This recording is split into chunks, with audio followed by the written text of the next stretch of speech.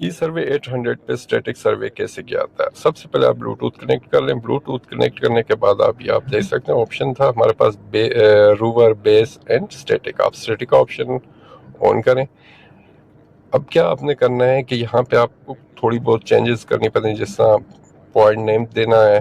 For example आप जिस point पे काम कर रहे हैं उसका नाम दे दें, मतलब न्यू पॉइंट करना है तो उसका नाम दे दें। अगर आपके पास ऑलरेडी पहले से वो पॉइंट नॉन है तो आप उसको, उस पॉइंट को वो ही नाम देना चाहते हैं या नया नाम वो आप कर सकते हैं। फिर उसके बाद दूसरा हाइट ऑफ इंस्ट्रूमेंट है। हाइट ऑफ इंस्ट्रूमेंट आप दे देंगे, स्लांट है या वर्टिकल है वो आपने देख लेना है। अगर स्लांटली हो तो स्लांट कर ले, वर्टिकल है तो वर्टिकल कर ले। नेक्स्ट ये आप दो ऑप्शन देख रहे हैं, apply and save apply. Apply करते हैं तो ये आपका क्या होता है कि आपकी ये सेटिंग परमानेंटली नहीं होती, वक्त ही आपने जो काम किया वो तो अप्लाई हो जाता है, तो आपका काम आप शुरू कर सकते हैं, हो जाता है, कर लेते हैं।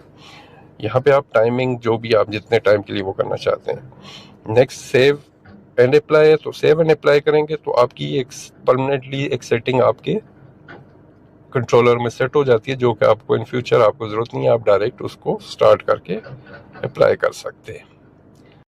बेसिकली स्टैटिक सर्वे का फ़ायदा क्या है?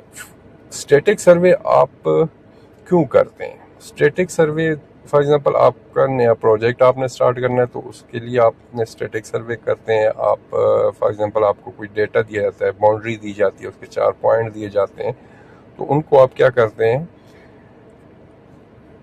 एक उनकी दोबारा जो है एक मेजरमेंट लेते हैं, वो स्टैटिक के थ्रू लेते हैं, जो कि आपको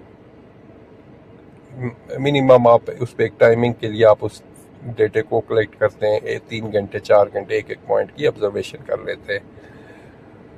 या फिर आप नया बेंचमार्क बनाना है आपने तो उसके लिए भी आप स्टैटिक करते हैं। नए बेंचमार्क के लिए आपको ये होता है कि आप एक लॉन्ग प्रोजेक्ट है, आपने क्या करना होता है कि आप एक जगह फॉर एग्जाम्पल आपको बेंचमार्क मालूम है, आप उसके ऊपर बेस या रूवर को सेट कर लेते हैं। और दूसरा ये होता है बेस और रूवर का कंसेप्ट इसमें